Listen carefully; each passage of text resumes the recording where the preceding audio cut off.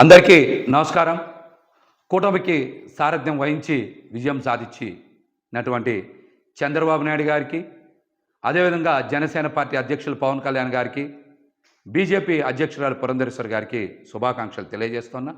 ముఖ్యంగా పవన్ కళ్యాణ్ గారు సుదీర్ఘ నిరీక్షణ తర్వాత ఎమ్మెల్యే కావడం, మంచి విజయాన్ని అందుకున్నటువంటి పవన్ కళ్యాణ్ గారికి నా హృదయపూర్వక శుభాకాంక్షలు తెలియజేస్తున్నా. అదేవిధంగా గత 2 రోజుల నుంచి చూస్తూ ఉన్నాం, జగన్మోహన్ రెడ్డి గారిని ప్రజలు ఆదరించలేదు. అందుకనే ఆయనకి ఓటమి వచ్చింది.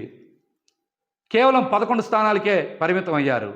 భారీ మెజార్టీలు కూటమి అభ్యర్థులకి వచ్చాయని చాలామంది మళ్ళీ విష ప్రచారం, చెడు ప్రచారం చేస్తూ ఉన్నారు. ఇందులో వాస్తవం లేదు.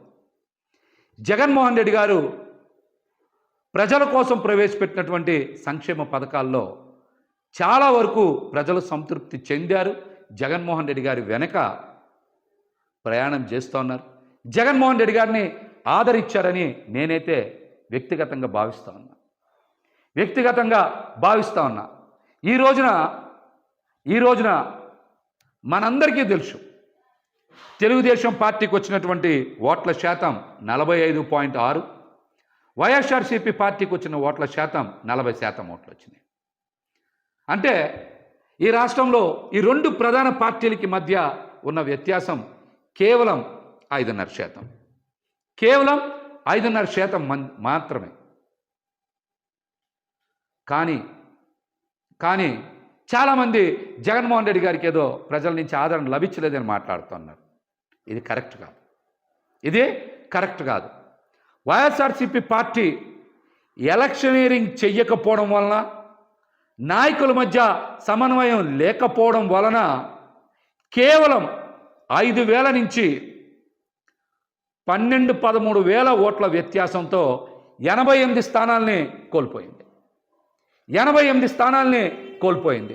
5,000 నుంచి 12-13,000 ఓట్లు కనుక 88 నియోజకవర్గాల్లో సాధించుంటే ఖచ్చితంగా 88కి 11 కలుపుకొని 99, అంటే 100 నియోజకవర్గాలు గెలుచుకొని జగన్మోహన్ రెడ్డి గారు మళ్ళీ ముఖ్యమంత్రి అయ్యేవాళ్ళు. అదేవిధంగా ఇంకొక చిన్నది కనుక యాడ్ చేసుకుంటే, ఓట్ల వ్యత్యాసం కనుక యాడ్ చేసుకుంటే 4-5 వేల ఓట్ల నుంచి 13-14 వేలకి మరొక 3-4 వేల ఓట్లు కనుక కలుపుకుంటే, అంటే 18,000 ఓట్లు కనుక సాధించుంటే మరొక 31 స్థానాలు పెరిగాయి. అంటే 119 స్థానాల్లో వైఎస్ఆర్సీపీ పార్టీ గెలిచేది. ఇప్పుడున్న 11 స్థానాలు కూడా జత కలిస్తే 130 స్థానాలు అయ్యాయి.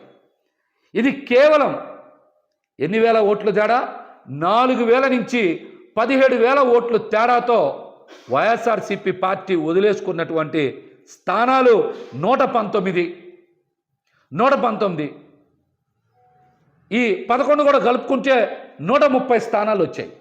అంటే వైఎస్ఆర్సీపీ పార్టీకి మరొక 10 లక్షల ఓట్లు పడుంటే జగన్మోహన్ రెడ్డి గారు రెండోసారి ముఖ్యమంత్రి అయ్యేవారు. కేవలం కూటమికి వైసీపీ పార్టీకి మధ్య వ్యత్యాసం, ప్రభుత్వ ఏర్పాటుకి వ్యత్యాసం కేవలం 10 లక్షల ఓట్లు మాత్రమే. కానీ దీన్ని భూతద్దంలో చూపించి విష ప్రచారం చేయాలని చూస్తూ ఉన్నారు. ఈ కుట్రలు ఎక్కువ రోజులు కొనసాగవని కూడా తెలియజేస్తా ఉన్నా.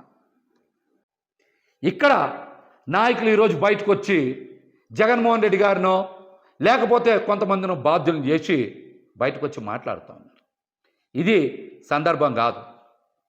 ఓటమి చెంది నిరాశలో ఉన్నటువంటి కేడర్కి, అదేవిధంగా మరొక మారు ముఖ్యమంత్రి అవుతాడని ఆశించినటువంటి ప్రజలకి అండగా నిలవాల్సినటువంటి తరుణం. నాయకులు ఈ విషయాన్ని గ్రహించాలి.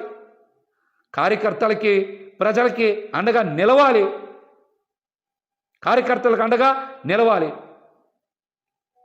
అద్భుతమైన ప్రచారం చేసి అన్ని వనరులు సమకూర్చిన తర్వాత కూడా ఓటమికి కారణం నాయకుల మధ్య సమన్వయం లేకపోవడం.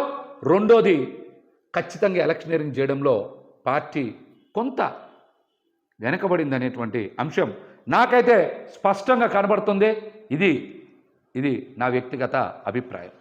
ఇదే నా వ్యక్తిగత అభిప్రాయం. ఎందుకు చెప్తున్నానంటే గత 2 రోజుల నుంచి 90,000 మెజార్టీలు వచ్చినాయి, సూపర్ మెజార్టీలు వచ్చినాయి, చరిత్రలో కనీవిని ఎరగని మెజార్టీలు వచ్చినాయి అంటున్నారు. 80,000 నుంచి 90,000 మెజార్టీ వచ్చింది ముగ్గురికే కదా. 50,000 నుంచి 80,000 లోపు మెజార్టీలు మొత్తం వచ్చింది 27, 28 కదా, అంతే కదా వచ్చినాయి. మిగతా అన్ని చోట్ల కూడా జగన్మోహన్ రెడ్డి గారికి అద్భుతంగా ప్రజలు ఆదరించారు. కానీ ఇక్కడే ప్రజలందరికీ ఒక అనుమానం కలుగుతుంది.